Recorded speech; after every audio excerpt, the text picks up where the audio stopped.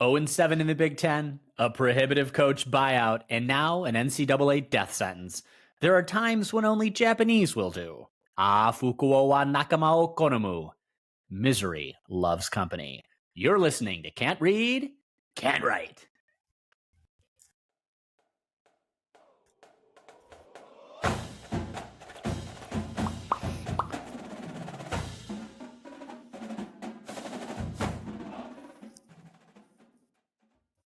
Welcome back, everyone, to another episode of Can't Read, Can't Write, the podcast that proves Spartans can talk.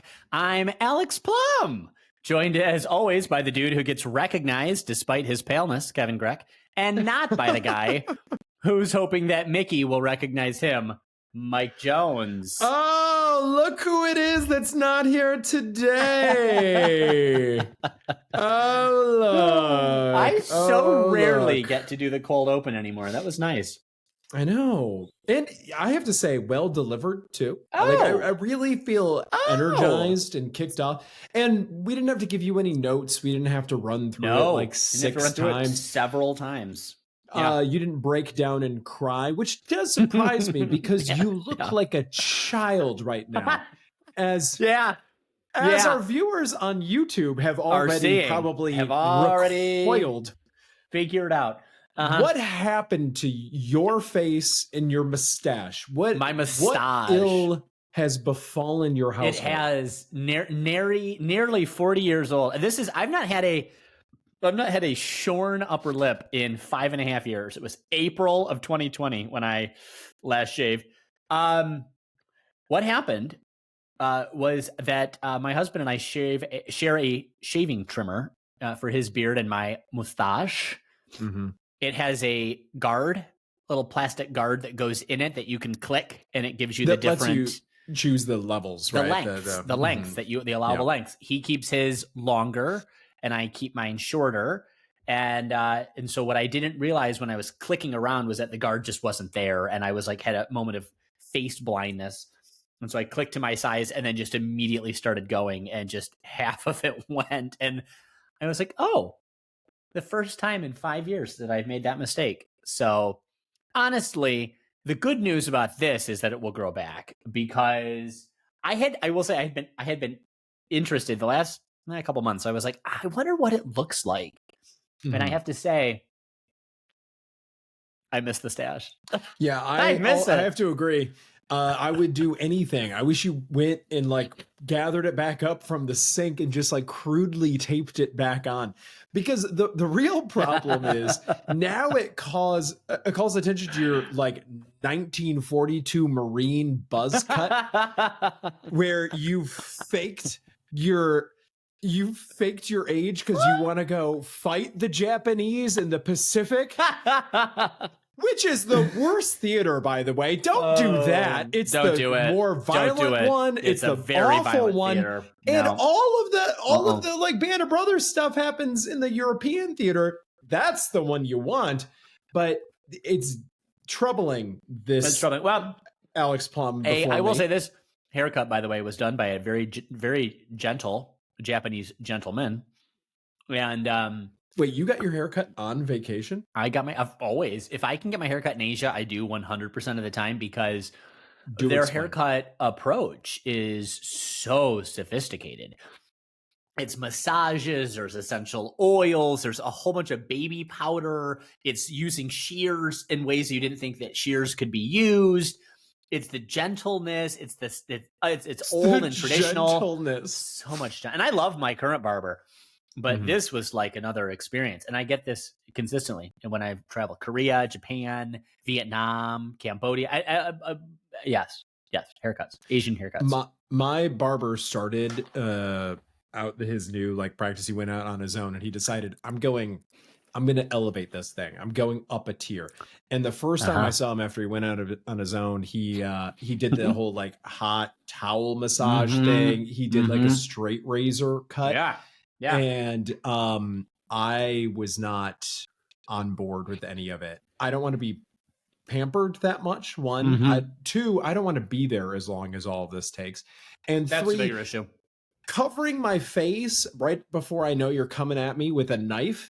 Like even this guy that I know and trust, I was like, I tensed up a little bit because it's like, even if he means me no harm, like what happens if I move suddenly while he's like right under there? And you already have that sort of, whole ism about the sharp objects. I have so many isms, of which this is one ism. So, but you've been thinking a lot about boyish good looks and children. It's not quite the lead in. No, it's not quite the lead in, was it? No, it did not. It did not work. It did not work. I presume now that you're talking about how our football team was made to look most childish by Penn State. You got it. That's that was it for sure. Yeah, we nailed that one. Yes, Plum. I will introduce the outline. Wait, first though, I have to thank everyone for listening. And if we could ask a small favor, please share this pod with Spartans in your life. Rate, review, subscribe, and follow us on Twitter, on X, on Instagram, on Blueski, wherever the hell else you are spending your time. And you hit record. So now you can do that fun part. Yeah.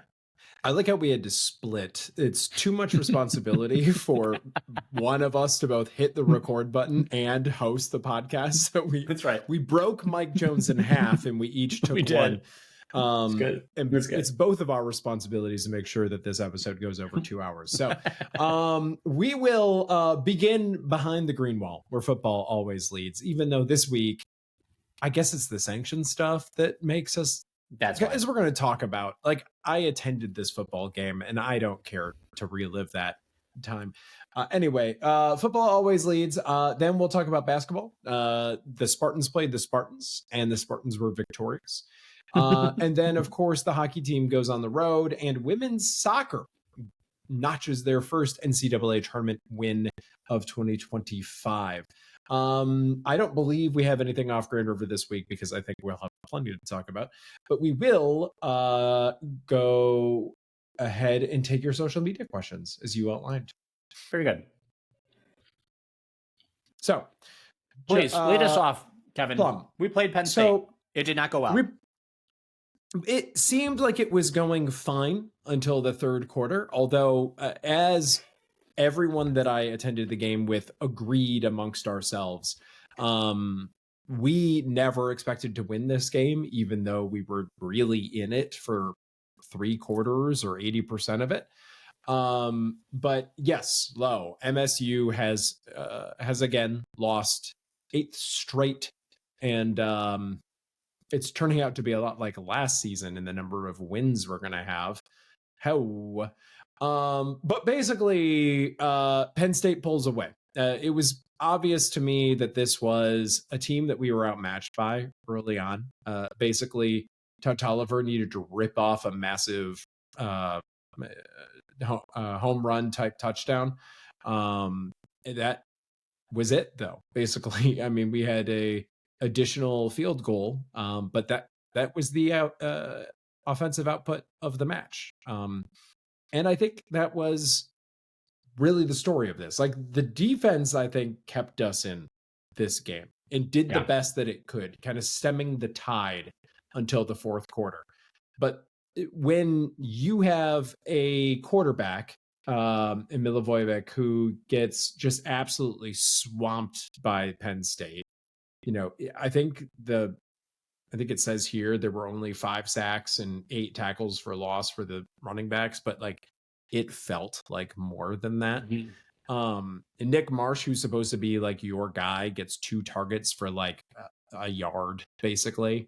Like, this offense was anemic in a way that was just so demoralizing, and led me to believe that, like, truly a miracle could happen, or Penn State could make a series of just terrible guffaws. Turns out we would be the ones that make the guffaws. But that's what would have needed to happen to win this game, because this was an offense that was just not going to be able to deliver a W. Well, I mean, pass protection has been awful all season. We continue to see that this week. You mentioned the 5 sacks. Those are a huge problem. 7, the Minnesota game 2 weeks ago. Yeah. So maybe we're trending in the right direction. I don't know. I mean, Penn State is a bad team, but certainly not as bad as Minnesota. But still, my God, 10 points on this game, 1 for 12 on 3rd and 4th downs. If there isn't a more damning statistic for the offense, it has to be 1 for 12 on 3rd and 4th downs. That is miserable. And then 7 possessions that end in either a punt or a fumble. So you're never going to win a football game no matter how well you do. And by the way, fumbled punt. It was, yeah. So we kind of figured out a way. Well, it was a block punt, but still, we did our best to kind of put those together. On paper, Milivojevic looked better than how do you say the guy's name? I don't know. We Penn forgot State quarterback. McGregor. Yeah. So looked better on paper in terms of total yards, passing yards, completions, but you're only as good as your fucking team is. And like to your point, when Tolliver has more receptions and receiving yards and running yards, the same guy with both. I mean, I think to the point that you had, like, we're just not engaging enough dudes. And I don't know if that's a Marsh problem. I don't know if that's a selection problem. I mean, the complaint that I had about our past quarterback, whose name I can't remember and don't frankly want to, Aiden Childs, it was that he would get tunnel vision. And partly it was because he was so obsessed with getting out of the pocket and then generally running that he just fixated. You can't say the same thing for Milivojevic. The kid stays in the pocket, maybe to his disadvantage, considering how much fucking mouth in the dirt time he's getting. Yeah. But at least he's theoretically keeping his field vision open. Why Todd Tolliver's the only guy getting any of the action is a question, but it's hard for me to really come for Milivojevic because... I mean, Frazier was also getting carries, but just far less effectively. Not meaningful ones. Yeah. So, offense, I don't know, but... It's defense, written here to your point. on the outline yeah, by someone that's, I'm sure, both handsome and articulate and looks like an adult. So that leaves one of us. I think it says here, O-line more like ass line. And, good. Good. Really good. Mature. Content. That's what they're listening. Watching for the lack of mustache and listening for ass line. Good for you. And I think that, I mean, it's just, that's the season, right? This is a team that has hung in games, to its credit, and specifically to the defense's credit, does not always give up, although there have been times where we've seen guys check out. But it's just, they don't have the talent to hang with a team like Penn State, even in its diminished, already fired coach state. And I guess some credit deserves to be given for keeping it as close as they did for as long as they did, but the outcome is still the same. And the third quarter really fell off. And third quarter was bad for us. It was bad for Penn State too. So, I mean, all right.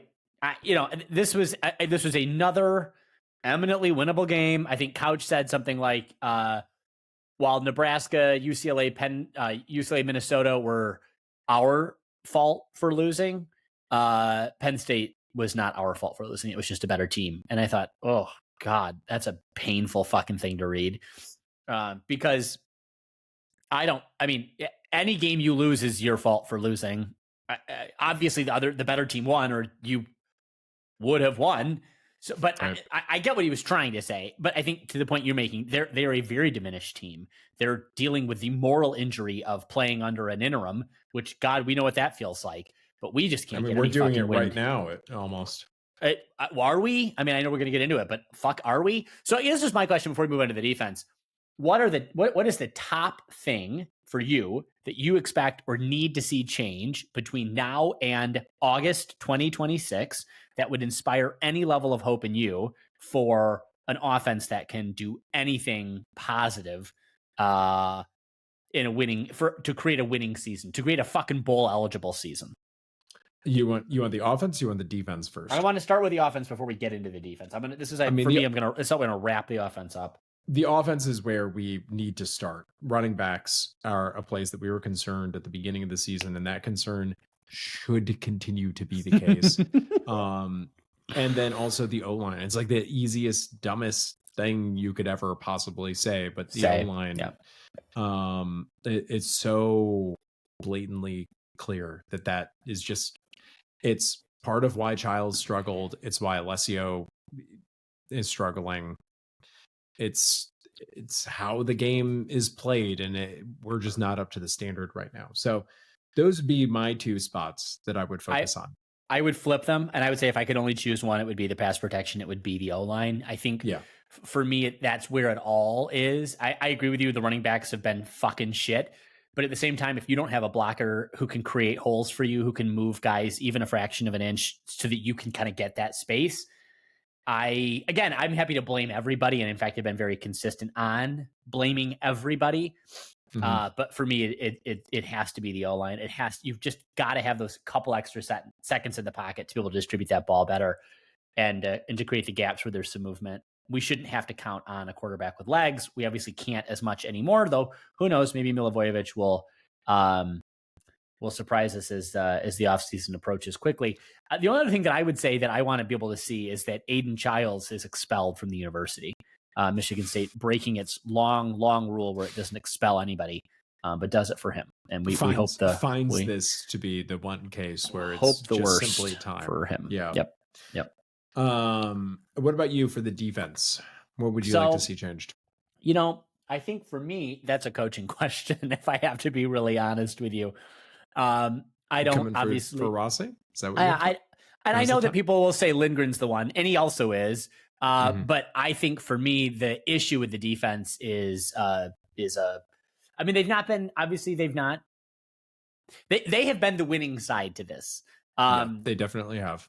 So if the linebackers have been probably the best part. And then maybe I guess it's the second. Maybe I was actually going to come for the secondary. I mean, we were getting eaten up, I thought, against UCLA in ways that were unjustifiable, and particularly Nebraska. I mean, the ability to make these long ass fucking throws is what did it for both of those teams in ways that we just could not defend.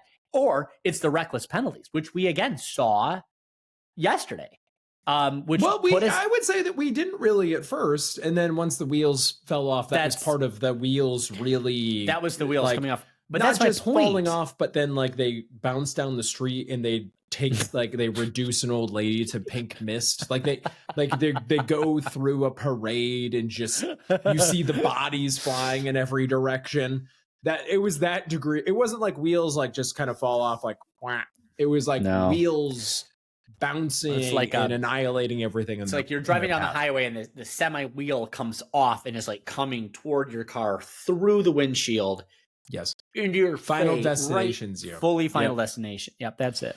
Good. I like to say on this podcast that college football offers you winning chances. Like the team that makes fewer mistakes ends up winning most of the time. If you can get to the other team's quarterback, they tend to make more mistakes. And all season, we have just seen the other team's quarterback sit back there. Wait. Just fucking give me a few minutes. Their opportunities. Just even the bad ones. You don't need to be on the Heisman list to pick apart the MSU defense because you have forever to do it. So not to be reductive, but both of the lines. Good. Both of the lines. Yep. This is that's a good point. That's pass rushing is a great point. I'm with you there. Yeah. I'm with you there. And you never look foolish being we could improve our line play because no one really knows how the lines work. It's all ridiculous, fat people running into each other time after time again. And everyone claims that they just watch the lines while they're watching the game, but no one really does. You look at the ball because we're slack-jawed yokels. Come on. So, so you're never going to lose. This is interesting. That the lines need to improve. The time of possession statistic, just over 37 minutes for Penn State, just under 23 minutes for Michigan State. Again, I don't know what what those numbers were for other games. I imagine they're probably similarly skewed. Yeah. Well, we've lost a couple of games where we won the time of possession. We won the time of possession games, which is a pain in the ass. But here, it's just another example of, to your point around the fourth quarter wheels on the bus coming off, you just can't be sustained when the time differential is so significant. When we can't get out of third and fourth fucking situations. Yeah, I mean, those two are connected. And of course they're connected, and it's violent. It is the kind of offensive I want to lose violence that guys should be losing scholarships. Again, and I've said this before on earlier podcasts, but we would be fired from our jobs if we performed so incompetently. And this is no longer an educational experience for these young people who also happen to play football. This is a professional, highly paid football experience where they also happen to be enrolled at school and earning money. So, yeah. I don't know how much else there is to say about this team and this program. This season can't end soon enough. Unfortunately, it continues for 2 weeks, including a game that we're deciding to spend our limited and rapidly diminishing amount of time on this planet to attend. And then also there's the Iowa game. I guess you got to give those kids someone to wave at. So there's that. I guess there's two things that are good for football, but man, am I going to be glad when we don't have to talk about this team anymore. It does bum me out, as I was talking to people at tailgating, that it looks like we're going to have to do another coaching search in emergency pods and all of that stuff. Maybe. Which is just... Maybe. Ugh. Anyway, do you want to talk about the sanctions now? We have to. We got to talk about the sanctions. Do you want to tee it up for folks? Well, I think everyone listening to this, they got announced relatively early this week. Everyone listening to this probably knows the scope of the sanctions at this point. But basically, MSU started with self-reporting some violations. More stuff came to light over the course of that investigation. And Plum, what's your favorite win from the 22, 23, and 24, or 21, 22, and 23 years? No, 22, 23, 24. Let me sort through all 0 of them to figure out which one I'm going to miss the most. Yeah, that started figuratively and now it has become literally, because we've just vacated what little good has happened over the last 3 seasons. I mean, can I just say, and but smarter people than me have pointed this out, but the fact that we have had to vacate the Central Michigan win is truly so let me just get into it then. Here we go. This is insane. There are so many insane things about this that I am lucky. I am grateful. My husband is grateful. My family, everyone is happy. My job, I wouldn't have one anymore if I had been in the United States when this news broke. But the fact that I was in Japan with irregular access to the internet and therefore exposing myself to Zen Buddhism and other, cultural phenomena so as to find my quiet center, I was able to have the perspective needed to not completely self-immolate.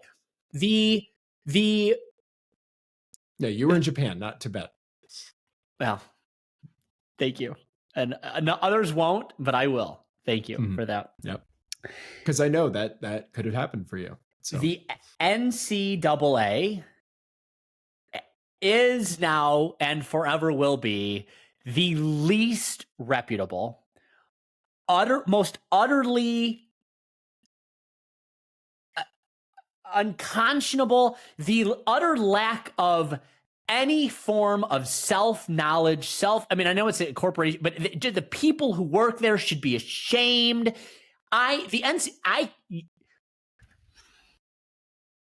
Compare for me. Can you compare? Can anyone compare for me the sanctions that the University of Michigan got for actually cheating, by actually cheating,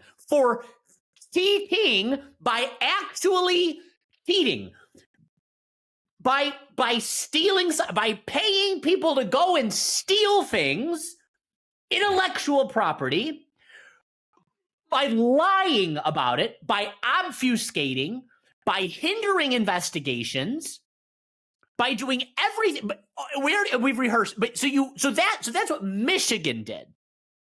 Yeah. How many wins did they vacate? None. 0.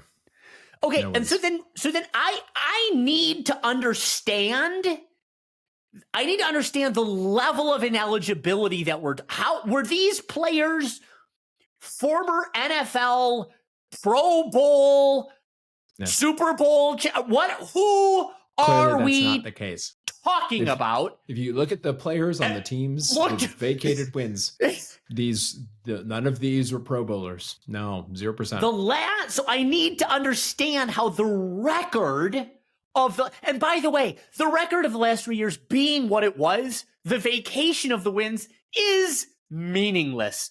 I couldn't give a fuck what it does to our record, but it is utterly demeaning. It is and it's not even to us. The NCAA cannot help but lose credibility after loss of credibility after loss of credibility. It is insane to me.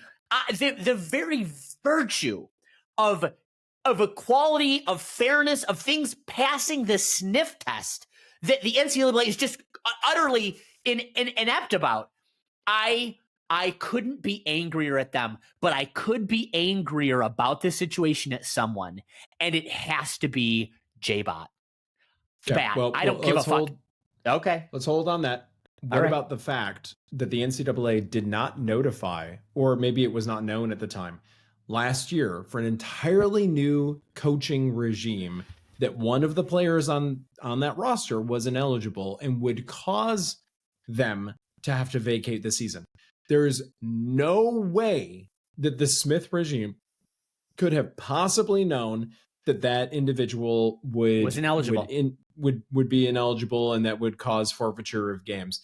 The compliance department at MSU didn't know about it. Presumably the player themselves probably didn't realize what was going to happen as a result, and the coaching staff had no idea. How do you justify under those cases just being like, well, sucks to suck, that season's gone? So this is my point, and I'll get into it with J-Bat in a minute here. Stop complying right now. Don't pay a fucking dime. Yeah. Don't pay a dime. And fuck off. I hate Jim Harbaugh.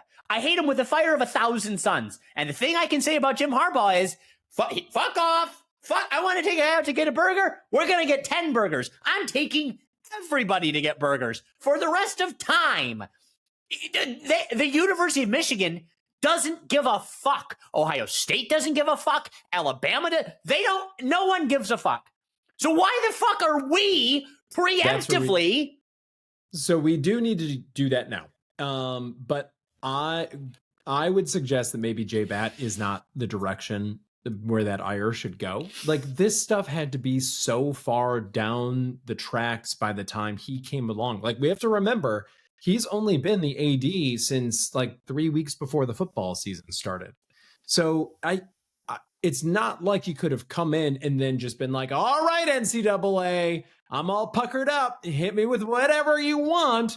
Yeah. At the rate that the NCAA operates, this has to be an Alan Haller or a Kevin G related issue. I don't know how directly the president of the university gets with an NCAA investigation. I'm inclined to think he's kept abreast of it, but largely this is an athletic department thing. So I think this has to be heaped onto the legacy of Alan Haller at the end of the day. Well, he is a cop.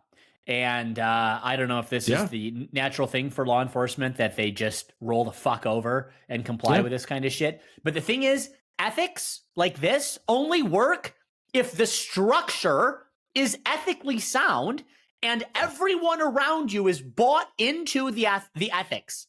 Mm-hmm. No one else is bought into the Michigan, the leaders and the best, are not bought into the fucking ethics. No. And the idea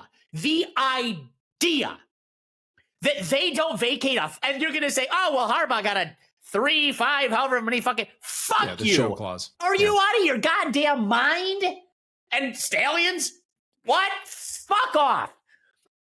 Nothing happened to these people. And whatever happened to these people was irrelevant because they had stonewalled the fucking thing for so goddamn long and didn't get any goddamn punishment for that by the time these show causes come out, they're irrelevant. Everyone got all the fucking time they needed. I would also point out we are now on probation. They were on probation while all of this stuff was happening. So great. So this can happen to you even when you're not on probation. This idea that you can flagrantly cheat on your way to winning a national championship. And by the way, this is why the NCAA didn't vacate a single fucking Michigan win, because they won the national championship. And for them to then take a natty away from a team is to, and the NCAA is like, well, they would plot armor. USC saw what happened when you don't win the natty. What happens under those circumstances. And you get absolutely taken to the shed. So cheating is fine. You can cheat as much as you want, but then you have to actually win all the way. And again, I'm not justifying ineligibility. I'm not justifying I'm not justifying anything that we did.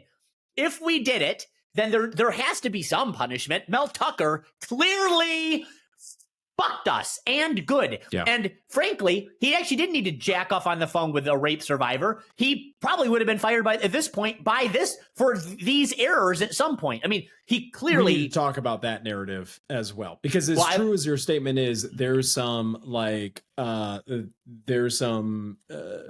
conspiracy theories out there that the MSU athletic department... There are conspiracy theories out there. If you're not as online as we are, that the athletic department reported these issues, hoping to continue to build the case against Mel Tucker. And if that is true, if that's even remotely true, this is the only time I've ever wished Mike Jones was on the podcast, because we need someone to at least pretend to be a lawyer. But it seems to me that if you've already fired him with cause without knowing about this, expecting to get out of his massive buyout, and then later on you're like, ooh, maybe we could continue to kind of build the case after that. You're so stupid if you think you need that let's just shut down the athletic department. People are joking like football's so bad that we should just stop doing anything athletic. If our administrators and the people that we put in charge of being stewards of these programs are so dumb that they would cut off their nose to spite their face because they think it might continue to build a case against Mel Tucker when you already fired him for cause for his conduct, I can't even begin. Occam's razor is that they self-reported because they thought they were some relatively minor sanctions, and then after investigations, it turns out there was a lot more stuff going on. Occam's razor is they did this because Haller was going to be a good cop and he was doing the right thing, and programs self-report level 3 violations all the time. But then what happened was stuff came to light. But if it is true at all that they did this on purpose to build the case for why you shouldn't have to pay out Mel Tucker, you are truly and colossally dumb. I refuse to believe that would be the case. Yep. Well, I co-sign this 1,000%. Don't disagree with the thing that you've said. And if we cheated, and it sounds like we did to some extent, I don't know to what level. I don't know to what severity. Did we talk about these rumors when what's his name, the recruiting coordinator, got fired? The rumors around why he got fired. Yeah. Who was that? What's his name? Khalif or whatever his name. The Wisconsin guy. Yeah, Salid. So yeah. Because we don't know 100% for certain, but it all seems to line up with who has to be, who's got the show clauses and certain players. It all seems to be around recruiting that was happening at that time. Recruiting that we got really excited about. But I never fully bought into, for the record, even though you guys in social media questions would be like, oh, Grouch, I can't believe you're not on board with the recruiting. Look what happened. Look what happened, listeners. So did we talk about it though? Do you remember? Did we talk about the rumors at the time? We probably did. And we probably didn't think it was a huge deal because, again, we had just seen Michigan basically, like, what's the NCAA? Tony Petitti came to Michigan and was like, you guys cheated. Now I have to give Jim Harbaugh a blowjob. All right, come here, Jim. Let me suck you off, because that's your punishment, is my mouth on your dick for however long it takes. Here we go. If you read MGO blog, they really interpreted the events the exact same way. Literally. But actually, that's what happened. And honestly, Jim Harbaugh, that would be disgusting. Jim Harbaugh doesn't touch his own penis because he thinks it makes him gay. And so the fact that Tony Petitti had to slurp on that would be absolutely repulsive. Just unwashed. Just good. No personal hygiene at all. Good at all. So I don't know. It is absolutely astounding. It is the lack of self-awareness. It is the lack of any kind of respectability. It is the utter lack of evenness. And so now I want to go back to the point that we made, which is we have to stop. We have to stop self-reporting. I'm not, and by the way, I'm not suggesting we start cheating. I'm not suggesting that. I'm suggesting that we should follow what rules exist. Yep. I think following rules is generally always best. We've created these rules for a sense of fairness and a level playing field, and I think we should continue to do that because I think it is our moral obligation and because I think it adds to our own respectability. So I'm not suggesting that we cheat. I am suggesting that when things happen, that we would not go out of our way to tell people about them because it does not help us and it isn't going to remedy anything. And the second thing is when shit like this happens, this is blatantly unfair. I would go so far as to say what the NCAA here has done is unethical and potentially illegal. It's obviously not illegal, but it could be, in fact, challenged in court. I think there are enough sequelae, there are enough analogies, there are enough other examples that exist in the universe where other punishments have not been even an iota this severe. I mean, I need to understand in great detail how a level 3 violation like this leads to the loss of 3 fucking consecutive seasons and a financial penalty of 1.5% of our budget? And of the football budget. Of the football budget and show clauses and an additional recruiting limitations going. No, absolutely not. You don't pay a dime. You do not do any recruiting limitations. No, you just don't follow any of them. Just be like, fuck you. We're not doing it. Fuck it. If the NCAA were here in the room with us, and it would be great if we could just tap sack them, just lean over and just a little, just the right amount. They would say if we're going to continue to compare ourselves against Michigan, their financial sanctions were substantially higher. The narrative is that there's no amount of money that could hurt U of M, so that doesn't matter. But that's what the NCAA would say. This amount of money, frankly, is that's irrelevant. The money is not the issue. And the one it's not about it is all of the things. It is the big picture. So is there an equivalent then? So for this amount of money, you don't vacate the wins. But for this amount of money, you do vacate the wins. So where do we rank on that? The NCAA would also tell you that they only vacate wins when there's ineligible players. And I would suggest that there have been other times where maybe they didn't push as hard to find out if a player should be ineligible or not.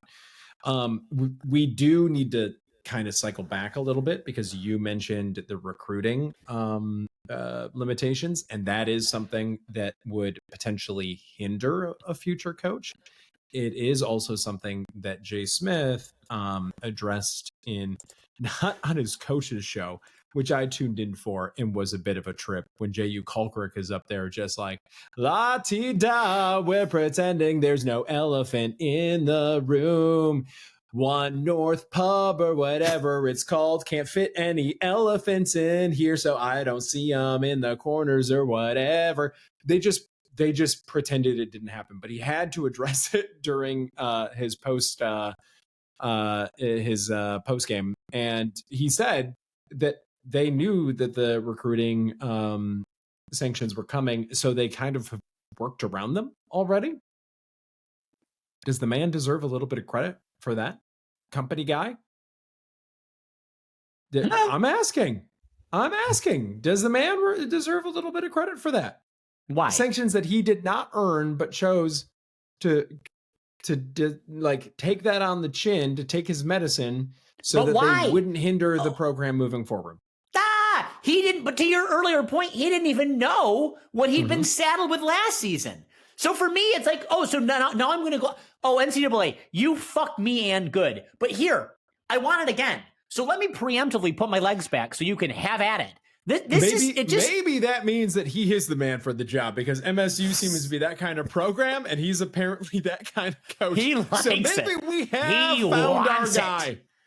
I'm just going to continue to say this. And this is where my opprobrium goes for J-Bat and for Kevin G. And it could be, and you could be right, that this is all Bill Beekman. It all starts with Bill Beekman, by the way. We have to go all the way back to Bill Beekman. I think all of this belongs to Kevin G, because he's been here long enough now.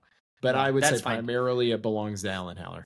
But I'm just saying, I agree, and I actually agree with you 100%. I mean, the fuck up of all of this. But the fact the NCAA does not tell the university or whomever would need to know, i.e. Jonathan Smith, so that this doesn't happen last season is criminal. And for that reason, this idea that we would then go out of our way now to begin to pre-police ourselves is insane. I do not love the idea that I am saying we should debase ourselves and act like the University of Michigan. I hate that. I think that's disgusting. But the truth is that we are the ones. I had this conversation with my friend earlier. We were talking about something completely unrelated, and she said, well, if I do X, then Y might happen. And I'm like, yeah, but the Y concern that you have here in this example is an ethics question. And ethics only matter if everyone is agreeing to them. Ethics are different than morals. Okay, morals have a true north irrespective of what people do. Ethics do not. Ethics are simply a function of societal norms. So if we don't all do the ethic thing, then the ethics don't exist any longer. And in the NCAA, we don't have ethics anymore. People aren't behaving in ways that are fundamentally fair. The obfuscation and everything else that has become central to dealing with the NCAA's inanity is now the norm. And so I would posit that preemptively policing ourselves is the unethical thing. We are now acting in a way that is unethical to the norm that has been generated by every fucking team in the D1 around us who doesn't give a fuck. So fuck them. Fuck the NCAA. Stop playing their games. Do not pay them a dime. Do not change your recruiting practices. And J-Bat and Kevin G and the entire board of trustees should have filed for injunctive relief in some federal fucking court, because this is insane. You have to fight.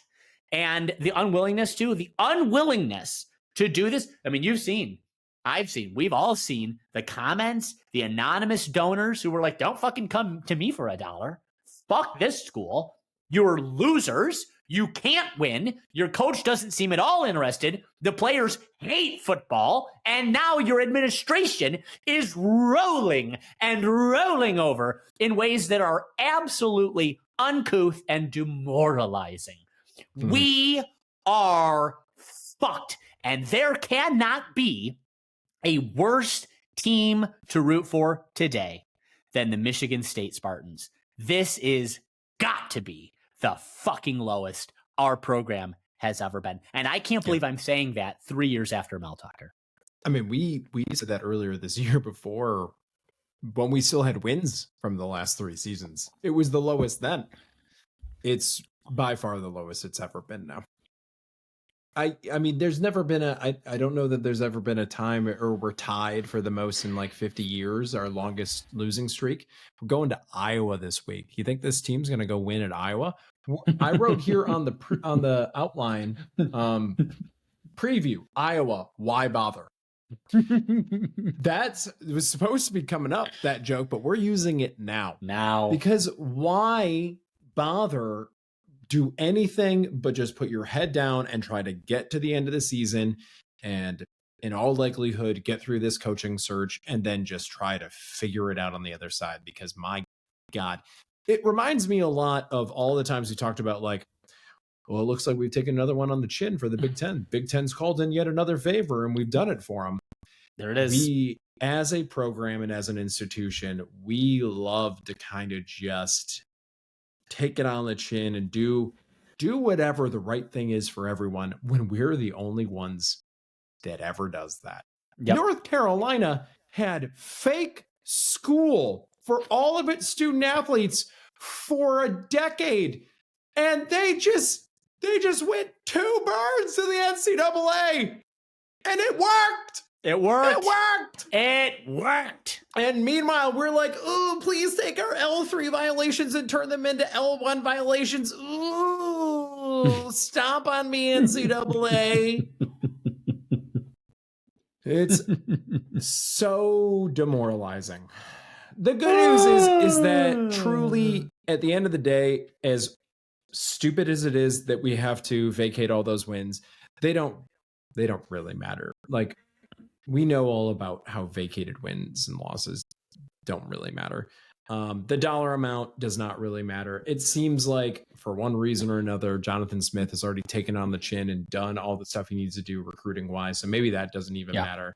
So, like, in practice, maybe this is 4-dimensional chess of our programs to be like, sure, we'll take these violations because they don't really affect us, other than whatever probation means these days. Because I thought probation was serious.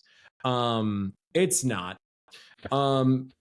If we learned our lesson here and it doesn't really affect us moving forward, and maybe it doesn't affect us in a coaching search, although I'm sure an agent will love to be like, that's going to be a little bit more guaranteed money because of your probationary status.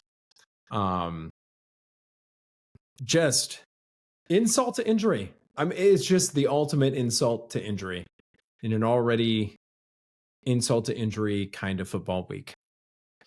Anything else you want to talk about on this subject, bud? I think I made my point. I don't know. I guess let me just reiterate a couple of things just to be clear so there's clarity here. I hate that I'm debasing my own self and this university by suggesting we should comport ourselves like the leaders and the best.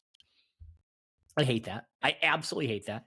I want to be clear that I'm not suggesting we should act like Michigan. I'm simply suggesting that we shouldn't be held to a higher standard than the University of Michigan, because at the end of the day, we're the only ones that lose from that. I think you made that point. I want to reiterate it. The second thing is, I do want to say leadership right now. I get that J-Bat and Kevin G come out and they say this settlement, or whatever the fuck they're calling this awful, godforsaken, inequitable unfairness, is about moving the program forward. I don't see how we can move the program forward. I don't see how we could fire Jonathan Smith at this point. I don't see how. I mean, we just lost 1.5% of our football budget. Now, you may not think that's a lot of money, but on top of 30 million fucking buyout dollars, I don't see how you lose any money and stomach this. And not only that, but now the thing that Jonathan Smith gets to say is, potentially, you kept this information from me. And maybe one of the reasons, if I had known about the recruiting violations or I would have done something. I mean, who knows what door this opens for? I don't know if you would even sue for wrongful termination, but there's any number of things that we could have to potentially go to court for, which we would have even less money to handle. So there's all of that. Well, kind of in the same way that I think it would be stupid if we were doing this 4-dimensional chess wise to get rid of Tucker better. He already had us over the barrel anyway. The extent to which this is more over the barrel than we were already barreled. I don't think. Well, I think there's being over the barrel is binary. It's a 1-0, and we are a 1 for being over the barrel. Yeah. So the barrel on that. Yeah. Well, I hear that, and I don't think that that's necessarily wrong. I just, I think we're in very fucked territory, and I do not see a way out of it at this point. It's a death spiral. We are in a football death spiral until otherwise noted. And recruiting is getting worse, by the way. In his press conference this week, Jonathan Smith seemed to actually try to plead for another year, and he cited recruiting in that. I saw it. It was embarrassing, frankly. Yeah. Recruiting's not trending in the right direction. And I think maybe now's the time to talk about it. I don't know, later. If you want to keep him, if we have to keep him or you want to keep him, the time to support him was weeks ago, like what Wisconsin did. So that's its own problem. If you want to come for J-Bat on that, if we end up keeping him and we let him just languish and just sort of twist in the wind all of these weeks, then I'm 100% on board with you for going at J-Bat if that happens. Do you want to talk basketball? There was a game against the Spartans. The Spartans played the Spartans. The Spartans. I love when we play the Spartans. You know, it's you can't lose. You can't lose in those situations. You have to lose. Have we ever played the Spartans? Can you remember the last time we played San Jose State? Because I can't. No. Have we ever seen them in a tournament or in a pre-conference tournament or anything like that? No. No, in fact, you said San Jose State, and I've been thinking it was San Diego State, and I'm an idiot. It's fine. It doesn't matter. Kind of like this game. I had the pleasure of going to Breslin Center for this game. It was basically over from the tip. Like, I think we were up 10 within like 5 minutes or something like that. And then we were up like 20 at half or something like that. I know that it got close in the second half. Like, they pulled it down to like down 10 with 5 to play because we were messing with rotations and that kind of stuff. But then like the starters went back in and went right back up to nearly 20 again. So it was a fun game.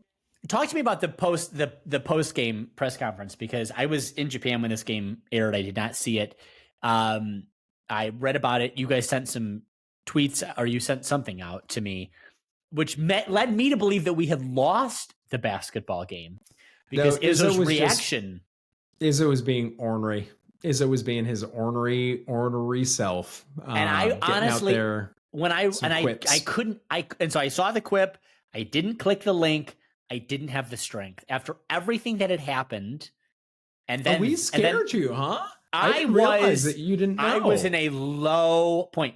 I will say the good thing about this was we wouldn't have gone to the last temple that we did the morning we left Kyoto. If it hadn't been for that, I was at such a low point. I was like, we've got to get up early in the morning. We got to go see the sunrise at this massive fucking temple. And I'm really glad we did. Does Jason know why you dragged him to this thing? Does he have any idea? And he will never, ever know.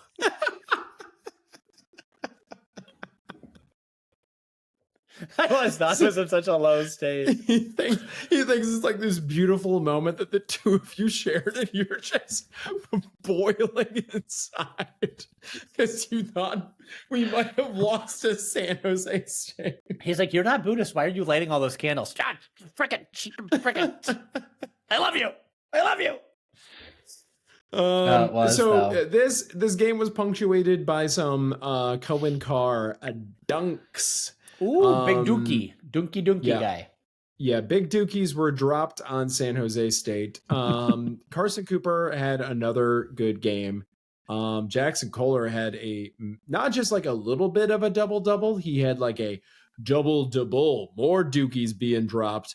Like whatever it was, 17 and 17.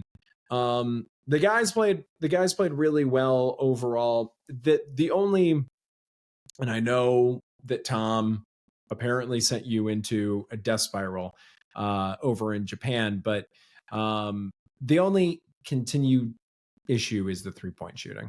Like, there were some defensive lapses. Some of the guys that we're expecting more from still aren't producing. Like, Kurtang played 19 minutes here, and the contributions, I guess he shot 2 for 5. That's 40% from 3. So we do need that. Trey Fort, 0 for 5. Rough. This was a great Jeremy Fears game, as long as I'm looking at the 3-point column. 3 for 5 for 15 points. So kind of having like a redemption from his last game. So it's like the classic Izzo thing. When it seems like everyone's just going to be like, oh, everything's great, this is a hunky-dory type thing, he's going to find reasons to be upset to kind of go to town on them this week and get them ready for Kentucky, which maybe we should actually preview, unlike Iowa. But, overall, pretty fun game, pretty good game. Controlled it beginning to end for the most part. Nick Sanders got in there for a minute. Love it. McCullough only got in there for 6. I mean, McCullough's playing marginally more minutes than the walk-ons. I don't know what that means for the roster moving forward and his involvement in it, but it is not encouraging. We didn't see that much Ugochukwu for what it's worth. I know that Jeremy Fears was out there most of the game and running the offense, and if he's in the game, I guess Divine could play off him, or they could do some kind of like those guard lineups, but he is only in there for 9 minutes. Anyway, overall, pretty fun game. Good fun game. This season and its non-conference opponents has been really good. Colgate's good. San Jose State's a fine program, even though they haven't won yet this year. I like Arkansas coming to town and having Cal in the building. Can you just say that part again? Although they haven't won this year, that's good. Yeah, San Jose State. My understanding is that they have not won. That is correct. They are 0-3 with losses to Utah and UC Santa Barbara. Are those the banana slugs, by the way? Is Santa Barbara the one that's the banana slugs? I thought that was San Jose or San Diego. Is it Santa Barbara? They're the Gauchos. Yeah, I think it's San Diego, the slugs, right? Oh, that. I want to play them at some point. One day. We have before. We will again. Listen, I want to talk about the recruits. And I hate recruits. I don't believe anyone played for Michigan State until they have graduated from college. Correct. And so I refuse to acknowledge that 24/7 has us as the number one recruiting class right now for the class of 26. The 2026 recruiting class, rather. Sorry. Yep. What do you think about this? That we recruited a 5. That he recruited a 5, Kevin, a 5. 7-2, dude. Also, I think Izzo's finally starting to throw around those NIL resources that we all kind of know he has available to him, but for some reason didn't want to use. He's not fully using. And we did also sort of lose a recruit to North Carolina this week, but the recruiting class is really good. It doesn't need to get any bigger at this point, I don't think. It's very encouraging, but I'm with you. Like, we don't have Mike Jones here, so let's not talk about high school boys. Oh, all right. We don't have to. It should be very encouraging that Tom Izzo clearly still has it, and next, not to look forward, because this can be a fun year, but next year seems to be like maybe we start a new era with this new recruiting class coming in.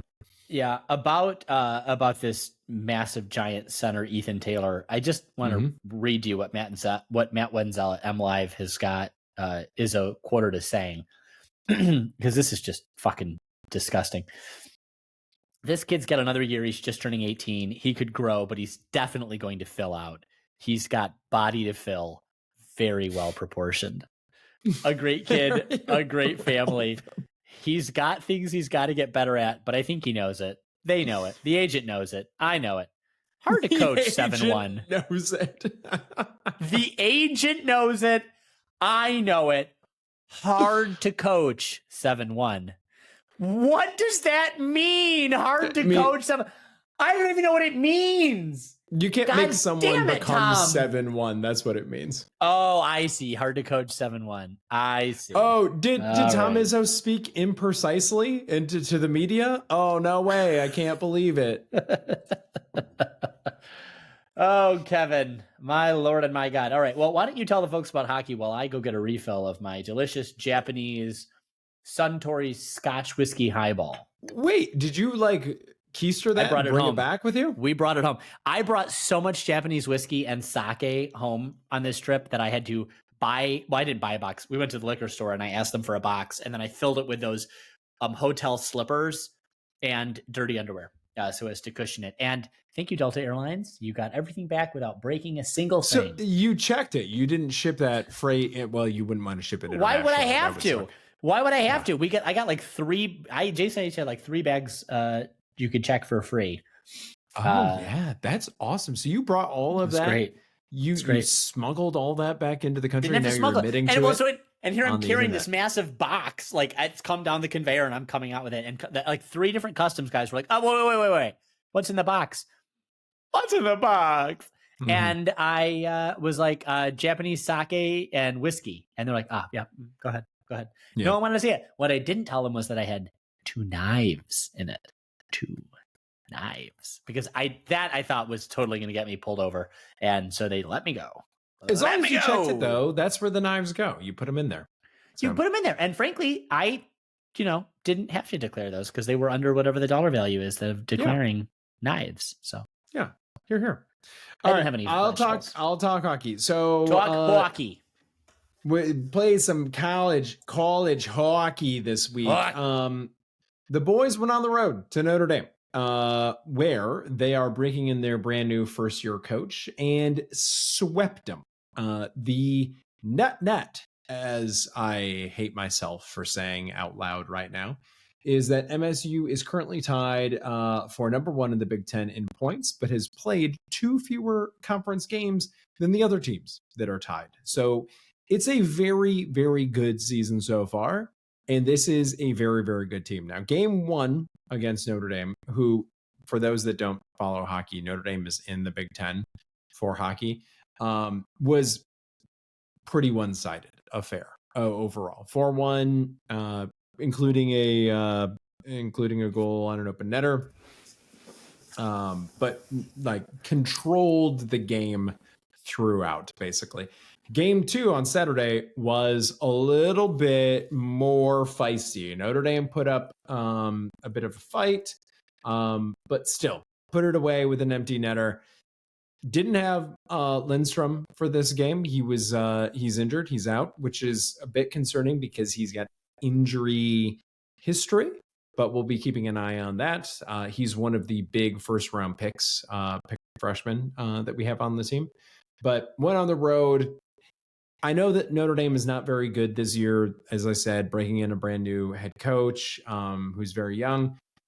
But going on the road and sweeping a conference opponent, even when you're supposed to do it, is an accomplishment and something that we should be excited about for the team that will continue to be the unanimous number 1 team in the country. So I believe we have Wisconsin coming up next. Could be. I should have pulled this up. I apologize. Yes. So this week we have Wisconsin on Friday and Saturday, and then Colgate next week, and then we begin the series against U of M, which is going to be kind of must-see hockey. So we got to keep that 1-1 ranked. I love these. I love this split ranking. I love that hockey has this number 1 and number 1. But I want to know, could we be number 1 and number 2? Could we be number 3 and number 1? Like, how do you know what's first in the thing and what's second? How do you know what's 1 and what's 1? You know, that's my question. I'm not entirely sure what you're talking about, but I set myself up for a great joke that I'm going to go back to.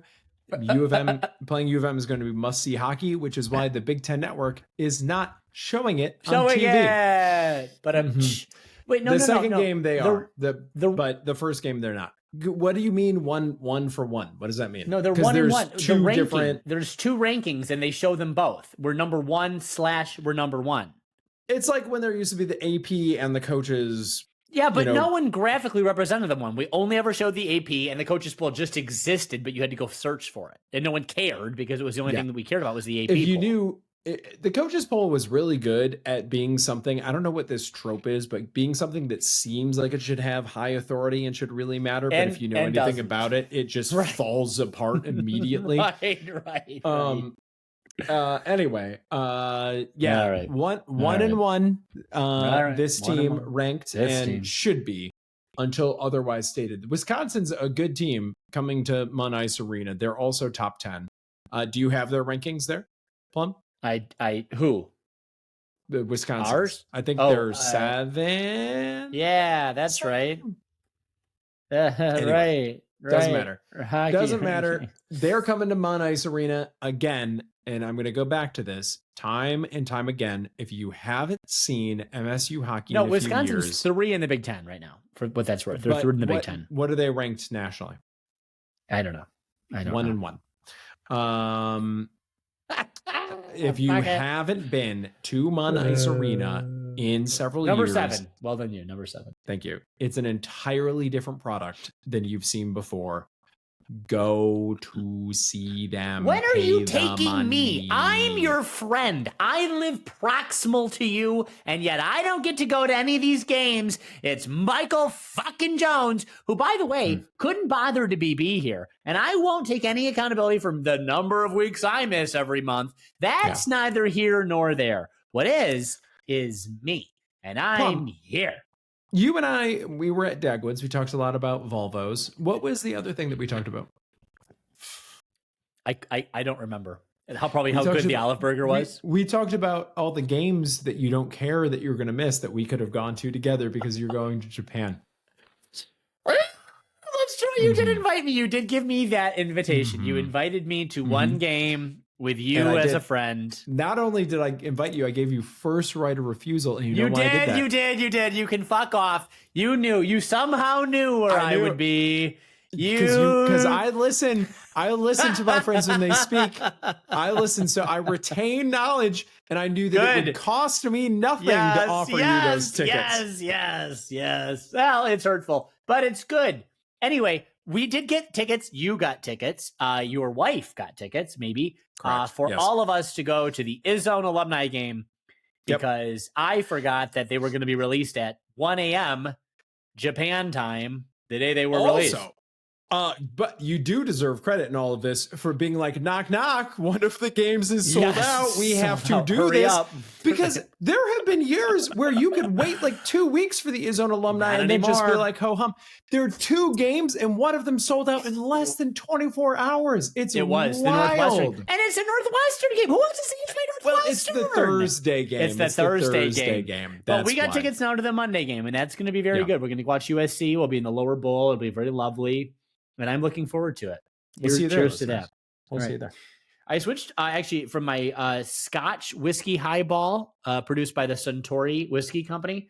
And now I'm on the Jim Beam whiskey highball. Jim Beam whiskey. I'm sorry, bourbon whiskey highball. Show me the Scotch whiskey highball. Is it just it's just Scotch served in a big can like that? It is. It's Scotch and soda water. That a highball is just Scotch. It's just whiskey and soda. And the Japanese, I don't know if they invented the highball, but they fucking love it. Well, I know they love whiskey. I know that. Well, they love whiskey and they love a highball. And anywhere you go, so if you could be in Japan, walking down a market, Nishiki Market, for example, in Kyoto, and there are these markets all over the place, but Nishiki is a very popular one in Kyoto, full of stores and shops and vendors and stalls, and they've got the fish. And we had the little like baby octopuses that are like red, and they have the hard-boiled egg inside of their head. Then they like cook it for you and you eat it on a stick. It's a whole thing. But you're going down these vendors and they have Asahi beer. They're Asahi Dry, which is just a regular lager Pilsner. And they have highballs on like tap.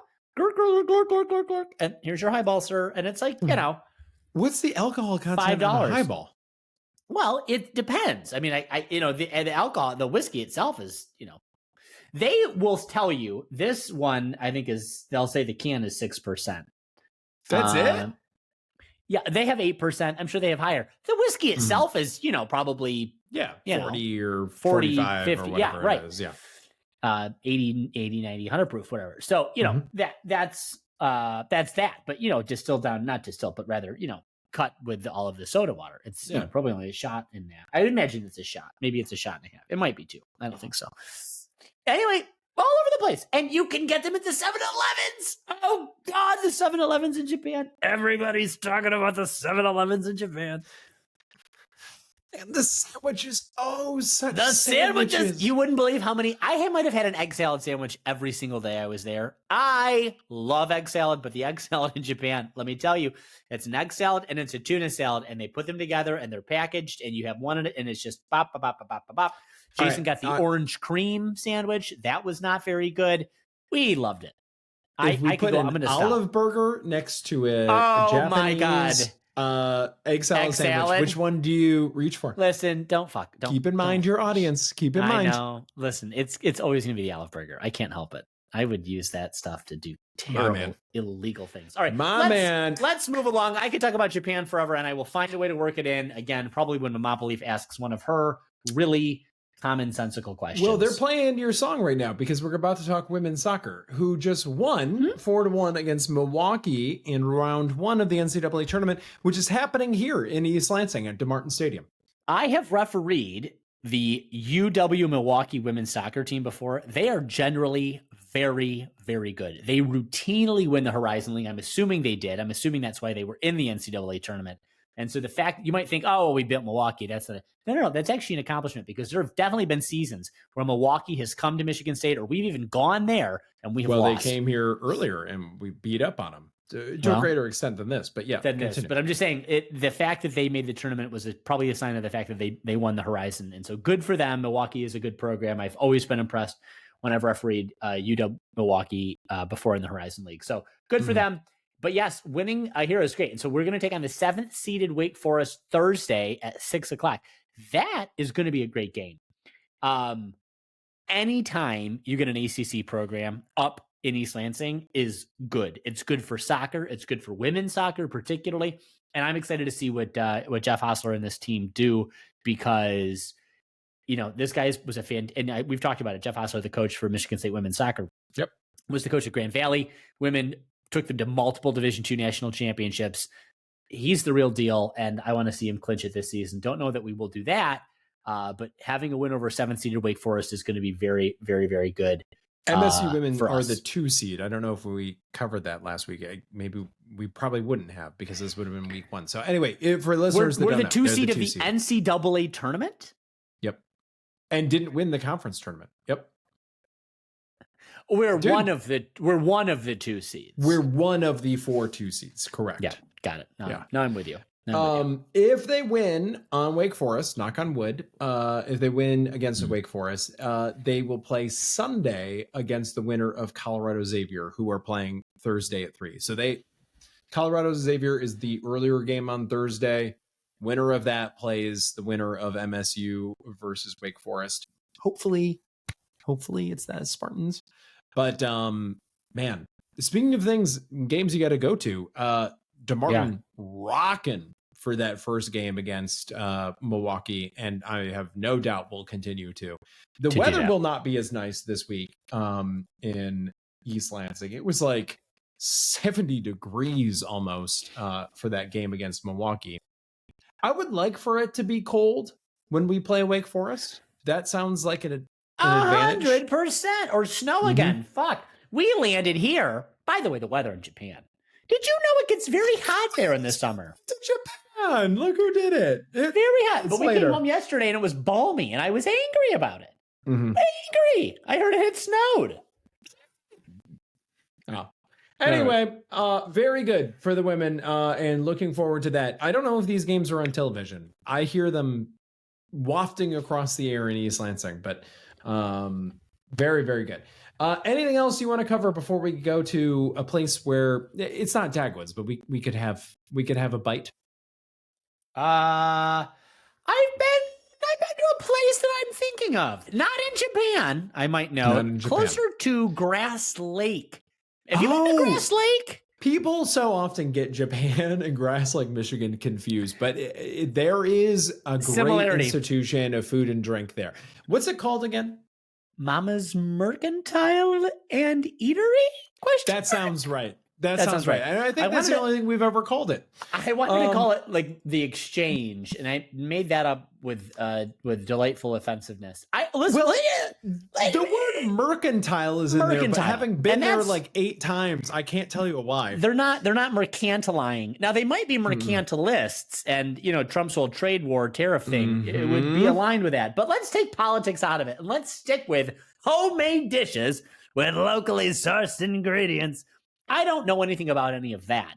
And frankly, who's verifying it? I'm not. Are you? Are you going back into the kitchen to see whether the meat's coming from Dundee? I have no clue. I look at all the sources. I investigate every single one. I do. All right. And I don't just take the packaging for it. I source it back. I go to the actual places. Yeah. And then I look at their shipping records to confirm that it went to Mama's Mercantile and Eatery. The bill of lading.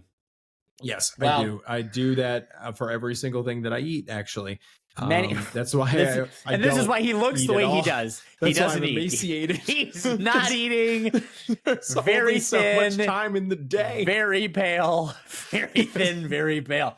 Listen, at Mama's, you're going to find a lot of Michigan-made products featured on the menu, allowing you to bring a piece of their kitchen to yours. Now, that assumes you're taking the food home and reheating it, I guess, in your kitchen. I wouldn't do that. I would eat it there. great ambiance. Not as much wood paneling as I've appreciated in other establishments that I've been to. Sure. And that we've talked about on this podcast. Pleasant environs all the same. And a very nice outdoor patio. Wouldn't recommend it in the cold, but would any other time of year. And I think it's worth going to. So whether you're dining in or ordering online, experience great food, drinks, and atmosphere at Mama's. Head to Mama's at 4450 Clear Lake Road, Grass Lake, Michigan, right off the highway. If you're going down 94, anywhere in the Jackson region, anywhere between Ann Arbor and Kalamazoo, frankly, you owe it to yourself, your family, and your God to stop at Mama's Mercantile and Eatery. Visit mamasmerc.com for menus, online ordering, and more. Come as a guest, leave as family. Tell them Can't Read, Can't Write sent you for 97% off your bill. And we are happy. That's 97 or 10. It depends on the day. You know, it's 10% off. There's a very small window of time that it's actually 97%. 97%. You just got to get there. 99% of the time it's 10% off. That's good. I've also been told that maybe you should see, when you do it, their actual coupon code internally is CRCW. So maybe just say CRCW discount, please. Because I've been told multiple times that the staff might not don't know always what know. Can't Read, Can't Write means, but they will know what CRCW means because it appears for them. It shows up. Hi, I'm here for the CRCW. What else are they talking about during like their trainings or whatever? Yeah, it's dumb.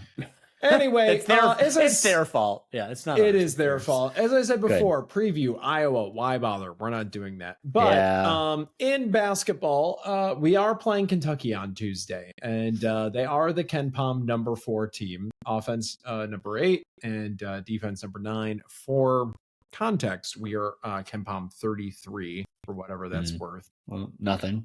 The interesting thing about Kentucky is they've only played a few games, and everyone with a pulse, that is Louisville, they have lost to.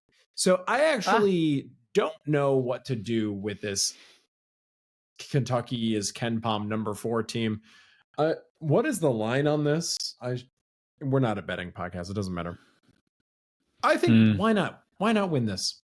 Why not? We could. We should. Is it because our 3-point shooting is single digits most games? We just beat Calipari at Arkansas. Let's beat Calipari's ghost at Kentucky. Fuck it. That's right. We've got no business not winning.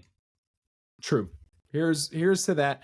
We'll do more in-depth previews in the future, but for right now, this early on, it doesn't. Nothing matters. Listen, and who even coaches Kentucky basketball?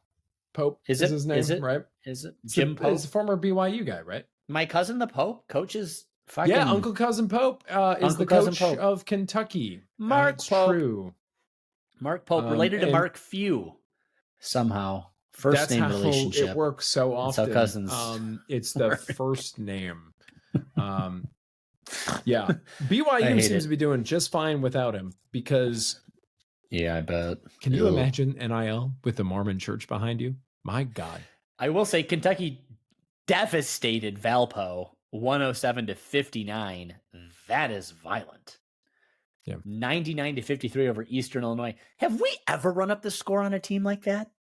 I think there have been like 40s, but I don't know about that extent. 50, 60. Oof. But yeah. All right. Well, untoward Pope. Yeah, not very papal. Not papal, those scores. Yikes. Yep. So let's go to social media questions. First one from Ray the Loiterer. We know him as Raymond. Number 1, do you have that sinking feeling? Do you feel that ball of ice moving down your innards?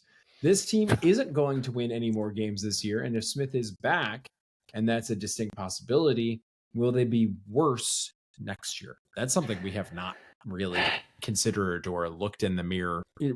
Raymond's holding the football mirror up to us right now. What are you saying?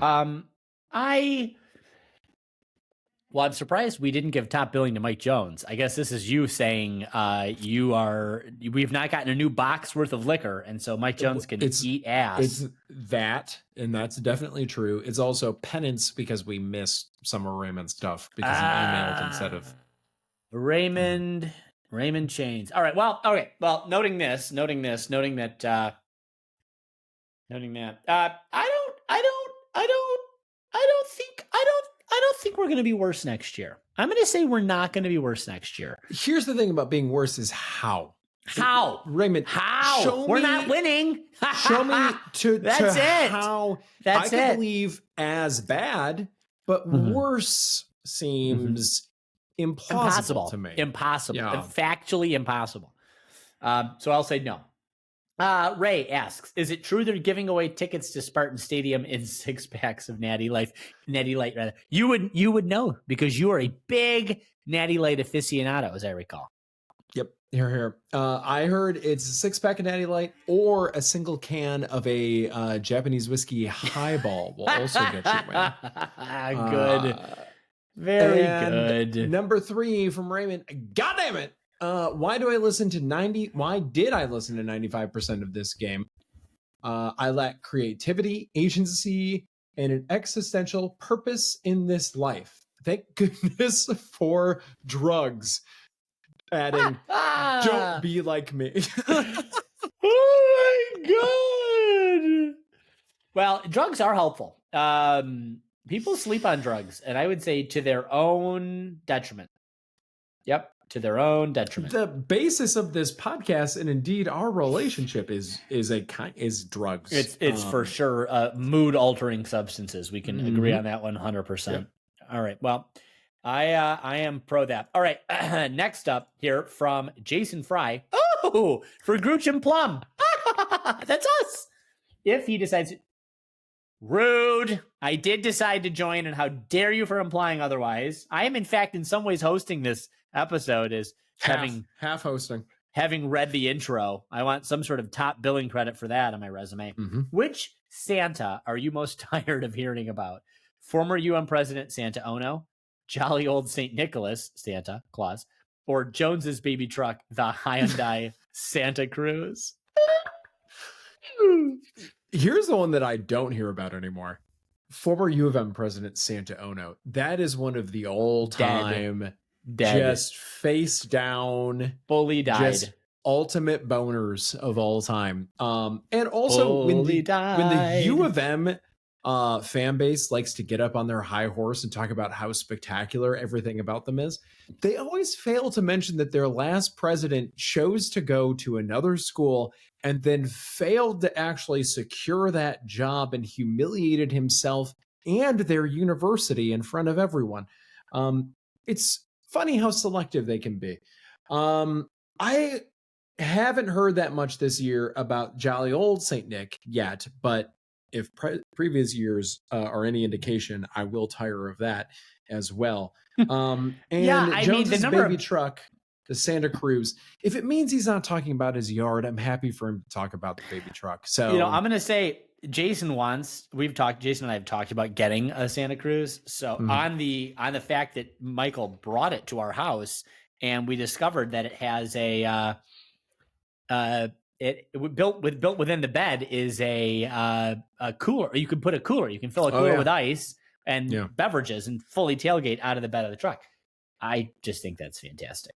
Fantastic. It's one of his life goals to finally use that feature. Hasn't done it yet. Of those, I will always tire the most of hearing about anyone U of M related. So I will take Santa Ono, but 100%. I will point out we don't hear that much.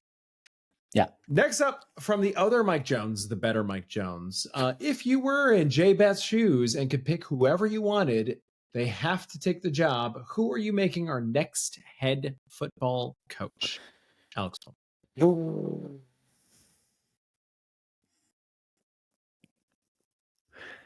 I don't know. Can we get Narduzzi somehow? Can we lure Narduzzi? You can get anyone and it's Doozy? Maybe. I liked Pat Narduzzi. I loved when he was here. I think he got us. Did you want him? Did you want him over Tucker or over Smith? I don't remember. I did. I wanted him badly over Tucker, very badly. But the fact is, we lost him way early. Remember, because let's be clear. All of this, and I hate Beekman. All this goes to D'Antonio. The way that we structured that contract was such that D'Antonio waited as long as he could to get out his little ass bonus because he needed those last $10 million or however the fucking much it was. I didn't even think it was that much. And so it's D'Antonio that fucked us and put us down in this path. But if we were able to get Tucker out of Colorado. We should be able to get Narduzzi out of Pitt. Come on, Pat Narduzzi. Come back home. We love you. Or I'm going to answer this more face value, Mike Jones. That's fine. I think is it Kirby Smart? Like he's got that chip on his shoulder, like that Antonio chip, where he'll like. Did they fire him? And that no, they will never fire him. But we have to. Whoever we offer to has to take the job. I would never take an SEC program coach. The culture, the expectation of resources that we don't simply have, the lack of knowledge of how things work up here. Again, the fact that he fucks his cousins. I don't just to take the job, but and his cousins you can have to come with him. Mike Jones didn't specify it here, but it's implied his cousins have to come with him. They get their own special place. Kevin, he wears visors. I'm not able. Yes. I can't with the visors. He's just like Drew Stanton in that way. Oh, God. This podcast used to adore Drew Stanton. We don't go back to that well often enough. Any man that wears visors is okay with me. All right. Next up from Mike Jones, Wisconsin is keeping Fickle. Maryland is keeping Loxley. Why does it feel like we are doomed as well? I don't think it feels like we're doomed as well. I think what feels doomed is this idea that we can't get rid of Smith because of the cost to the university that it would be to part with him. But we've known that for weeks, and it gets back to the point that I made earlier. If we didn't back him up yet, what are we doing? What are we doing? And I have to think that the plan is still to get rid of him. If it's not, we will have a podcast where we go hard on J-Bot failure AD. I'll be a J-Bot side. I will go to jail for this.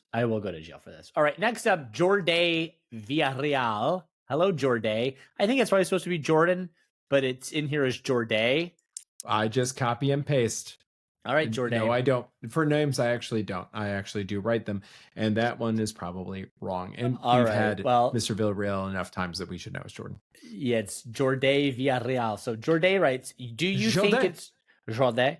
Do you French and Spanish, or I don't care. Do you think it's more likely? Offensive. That's all. I was going for that next. If it was Japanese, I could say it. Do you think it's more likely that Smith is fired or he leaves in some quote mutual end quote arrangement? Mutual's doing a lot of heavy lifting there. I don't even know what a mutual. Before you answer this question, what would a mutual arrangement look like with Jonathan Smith? Even the mutual arrangements that I can think of, which is getting back to the what if we just hit him with the ether rag and then drop him off in Oregon and just try to convince him that the last 2 years didn't happen. Yeah. Last year didn't happen according to the NCAA. The NCAA is helping us with this. It's kind of leading us down this path. Yep. So not even that is an entirely mutual agreement, I'll say, but what program is hiring him? Bad as we feel about MSU football, this man's career, it's going to take a few years to recover from this whole situation. And we don't have to feel 100% bad for this. I know it seems like he's a good guy and it seems like he's doing the right kind of job, but he is also producing the worst football that we have ever seen. And that's not just against the good teams. That's against teams that we should be beating, because I know that the resources apparently are not at the level that we promised when we hired him, but they are also better than teams that he's losing to. So that is its own problem. Next up from Jade, are any of the NCAA punishments serious enough to put off coaching candidates? I think that's a real likelihood. I also think that a coaching candidate with the kind of gumption to come here at this point is the kind of guy that we probably need. There is something to be said for someone who says, I'm going to be the difference maker at this school. They literally have nothing else to look forward to. It's literally all piss and syphilis at MSU right now. Let's get there with our penicillin. Let's give them the shot in the ass that they need. Let's make everything better.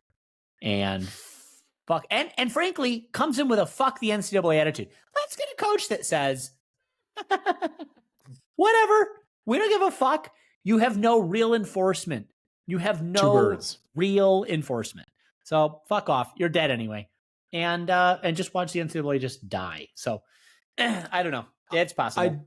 I do think, Jordan, as I said earlier, the way that this is going to play out is it's going to cost us more. An agent is going to make hay of this, and it's probably not going to cost us a coach, but it will cost us more money. Some money. Which again, next up from we don't have. Yeah. Guy, what's the best case scenario of the Jordan Smith era? Jordan Smith, also Jordan Smith. No, Jordan Smith. Jordan Smith. Jordan Smith era. The best case scenario of the Jonathan Smith era is that it got us Bot. And that's the best case scenario. And that together with Kevin G, he launched us into the future, put us on a winning track that made us national champion contenders 2 years in a row in the next 6. That's the best case scenario of the Jonathan Smith era. It's a gnarly question because it's so hard to like bend over backwards and contort yourself into a best case scenario. I have no clue. The best case scenario is that it was the illustration that every program in the country needed to just say, fuck the NCAA. If this can happen to Michigan State, it can happen to any of us. We're done. We're done proactively complying. We're done offering the benefit of the doubt. We're done listening to anything they say. Fuck them. Okay, next up from Upper Deck. Kevin, what's at the top of your book recommendations right now? No, you can't read. Next up from Upper Deck. It's a good point. Yeah. What's the most you've ever bled unintentionally? What? I wish you were a woman right now. It'd be a better question. The most I've bled intentionally, I think, would be a more interesting question. Oh, God. And what if I revealed that I was like a real cutter? Like I had a rough middle school situation, and like this became one of those. And maybe like football is reopening some of those old wounds. This is dark. This is dark. Lord. Can I get back to the book thing real quick? No. Yeah. He's reaching. That I would not recommend. It's the Bible. Why would you hold up the Bible? That's very offensive. First, he reaches down to the floor where he keeps his Bible on the ground, and then he lifts it up to the camera. That is very offensive. Will not recommend. My Lord and my God. Wow. It's true. Really hurtful. It's true. It's full of lies. It's full of lies. This book. I don't know about this thing. I don't think it's going to catch on, the Bible. Okay, but tell us what you had. So about the penny. So I was going to say I don't recommend this book for a interesting reason. Number go up. It's about crypto. And it just is so priors confirming because I'm an anti-crypto guy generally, and I want to read something that's also anti-crypto. But I don't want it to be as over the top and even more anti-crypto than I am. I want to feel like I'm being challenged just a little bit, but we all end up in the same place. And then I get that warm hug of I was right all along. Yep. And this is just like the author of this. It could have been me. Now, maybe it'll come back around again and do something, but I'm forcing myself to read it right now. And I just don't really want to continue to do it, but I'm not going to read the Bible. Ugh. Yeah. I just bought Maggie Haberman's Confidence Man. She's the New York Times bestseller fucking idiot woman. We remember when she was the person that the White House went to in 2016 and she really made her career, and then she would go do the media circuit and she was so smug all the time. I do. You're reading a book. With that haircut? Smug? No. Maggie, fuck off. Okay, if you've got to be. I'm gonna stop. I'm gonna get canceled. Next up is with this facial hair. Talking about anyone's haircut. Blame this is why this is your ethnic nationalism coming out. You've always been an American first kind of guy, and I'm not going to hear it. You slighting the Japanese for what some would describe as an excellent haircut. I've heard it said. I've heard it said. Okay. The problem that you're having with it is they will know. The listeners will know. I went for the facial hair, not the hair. Oh, I thought you went for the haircut. All right. Well, yeah, I'll just I went for the facial hair. All right. Well, then that's fair because when he gave me this haircut, I still had a mustache, and I have to assume he used the proportionality of it. All right. Yes. Next up is Mamapoleaf, who I expect to have some very thoughtful and kind remarks about my lack of mustache next week. Susan writes this. The State News is sending a survey to the MSU student body. Survey answers will remain confidential and respondents will be entered into a raffle for, quote, exciting, end quote, prizes. Not a methodological best practice, but okay. Not very good at all. Number one, what question would you ask the MSU student body, Kevin? And two, what prizes need to be offered before you would complete such a survey? I'm perfectly happy to be offered the opportunity to provide feedback, and that's all I need to complete a survey. And I think most people also feel that way. Yeah. As far there's as some bias, there is some real bias. As far as the questions that we should ask the MSU student body, I don't know that I have any good ones. Plum, what would you ask the student body? How badly do you hate the football program? I would poll the student body about as a student, what is your experience of athletics right now? And I would also be curious, how often do you see football players? How are they comporting themselves on campus? Are they wearing sackcloth and beating themselves with reeds in their lecture hall courses in front of the populace so that they can demonstrate their sickness over their own lack of skill and commitment to the program? And I would ask them, Harper's, what is this? And it would be an open text question. Yes. It would be like, explain to me why the line goes around 7-Eleven. And then they have to, and then there would be an AI that, like, if they don't leave enough information, be like, no, you have to continue to justify this. Please help. And then afterwards, it would be like, rib, PTs, barrel, crunchies. What are you doing? What are you doing? Go to Lansing at this point. There are great bars in Lansing. I just searched this, and Harper's is still serving the Sam Adams cherry wheat. I have to tell you that the only place I've ever heard of or seen the cherry wheat is at Harper's, and it was like water.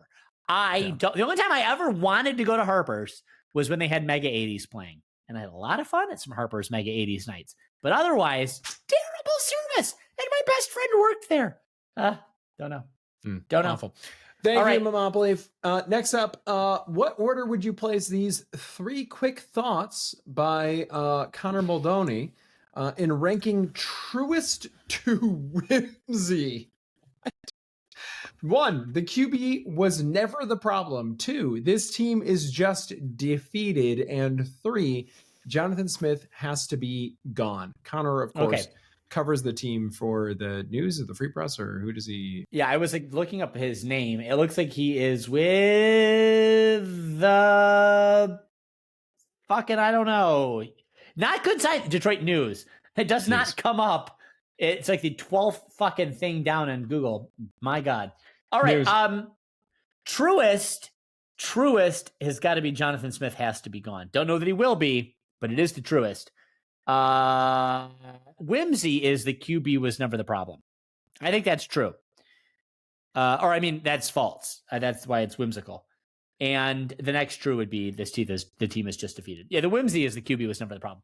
Because while coaching has been bad and offensive line has been bad, Aiden Childs has so much experience. And in this program, in the same seat, he did not show an ounce. Well, can someone tell me statistically what progress we saw Aiden Childs last season to this? And I get that he's not played the last 2 games, but game 1, and then there was like UCLA or whatever. But you can play against high schoolers; it doesn't count. This is not the right comparator. Yeah, I'm with you on that. Next up from Thomas, if somehow Gabe Bat doesn't push the button, who would have the most embarrassing coach retention? Us, Wisconsin, or Maryland? Oh God, us. It's got to be us. 100%. I mean, no one's in a worse position than us. No, even Wisconsin rallied behind him and got a win. What about Fickle? Yeah, I mean, Fickle is. I get it. I get keeping Fickle. I totally get keeping Fickle. Moxley is a whole nother thing. I will never be able to admit or acknowledge or look you in the eye and say expectations are higher or as high at Maryland than they are here. Expectations need to be higher here always. Did you see that? Did you see that our viewership against Arkansas was like the highest Fox weekday game in like 3 years or something like that? This is a team and a program, and that people still showed up. Tailgating was dead for Penn State, and I thought that stadium was going to be half empty. Turns out people mostly filled it in over the course of the game. Not entirely, but mostly, because the viewership is there.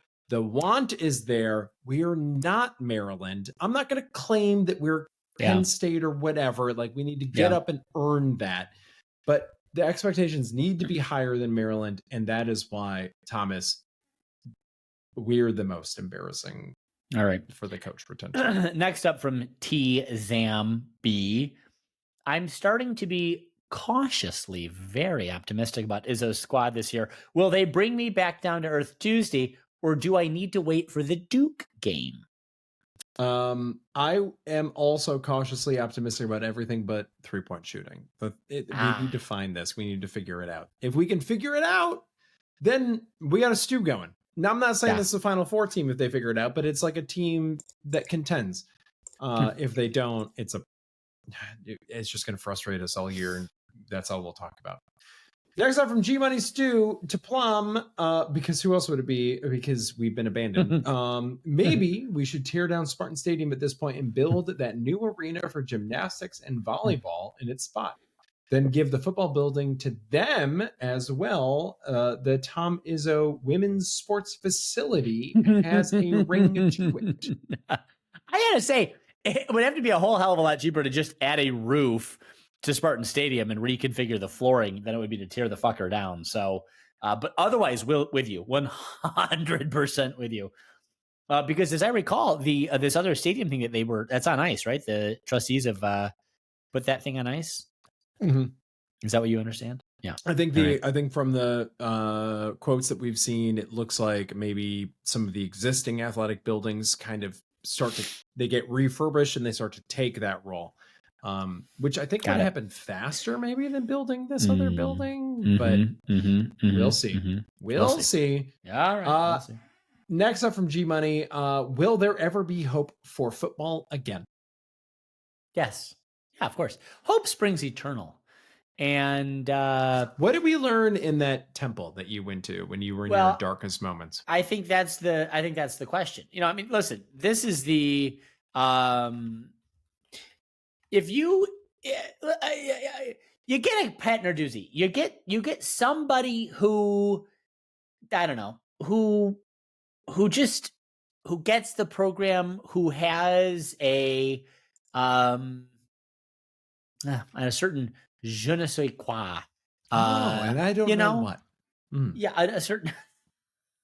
We went from Japan all the way over to France, and it's a sort of kibo mate. It's the Japanese. There it is. There it is. There it is. Have hope.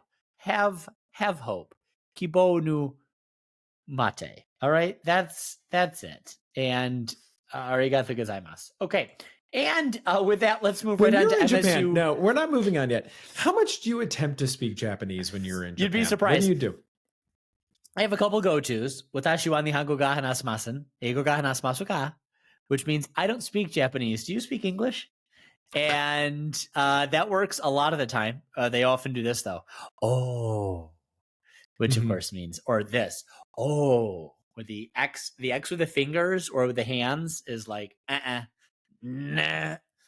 And then sometimes they do. And then oftentimes they'll say no. And so then we use Google Translate, which is fantastic.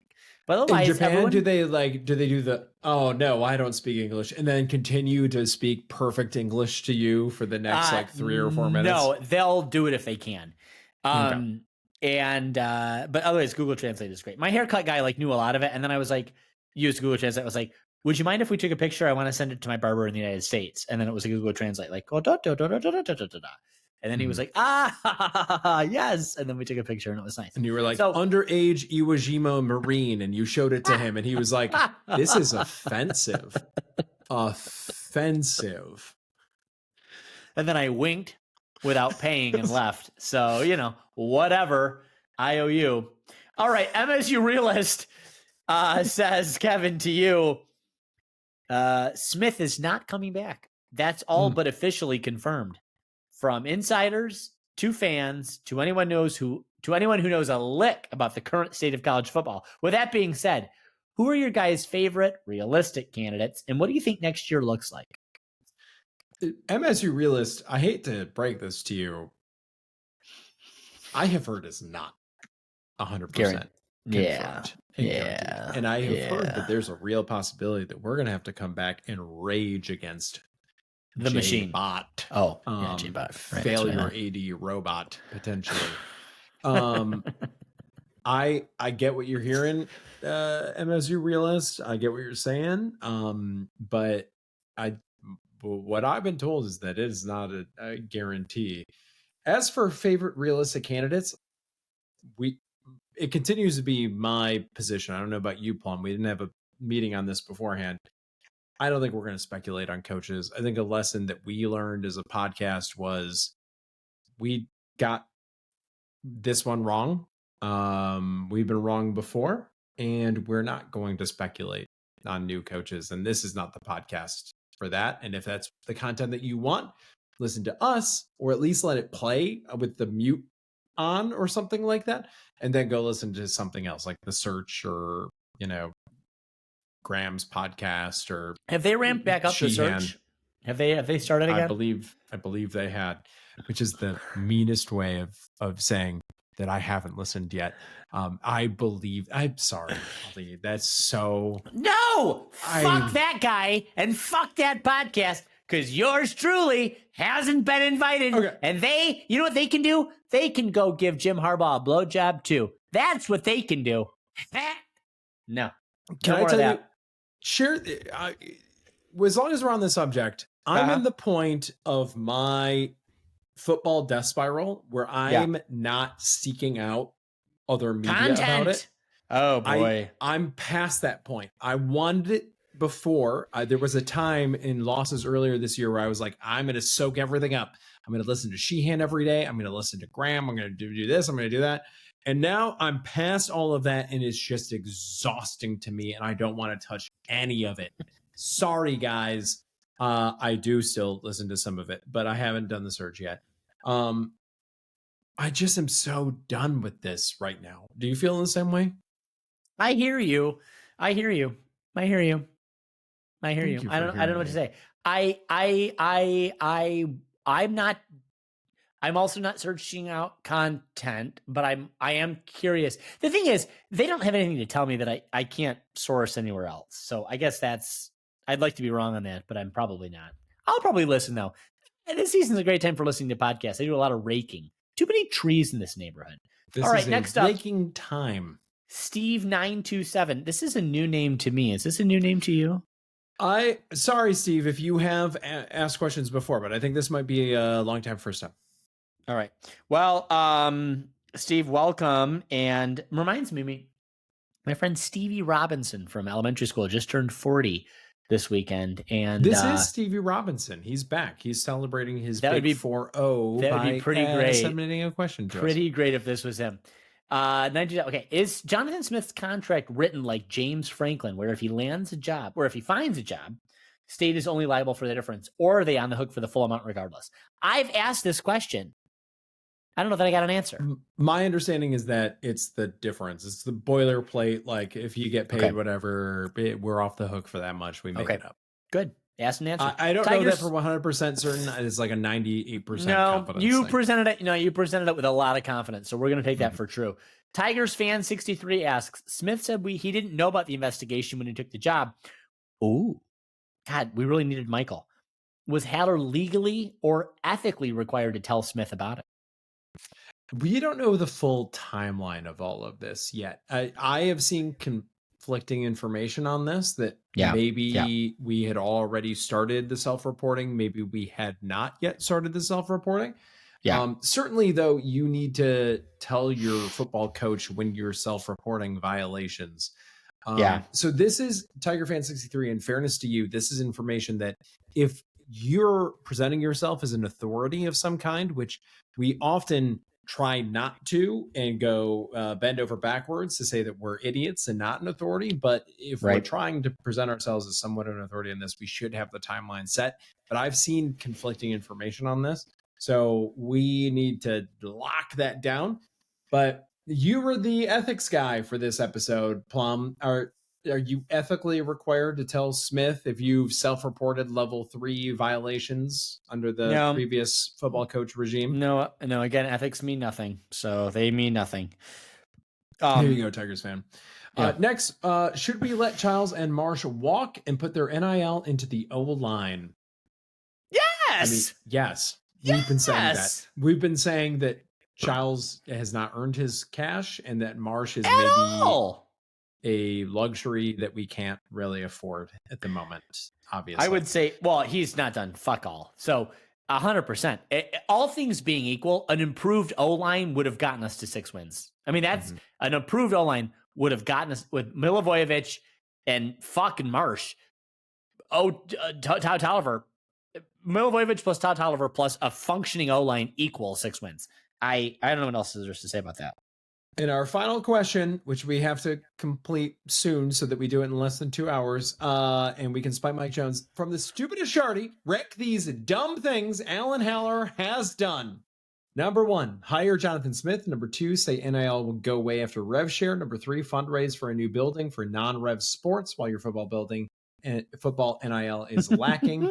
4, self-report football violations. And 5, listen to Can't Read, Can't Write. Hurtful.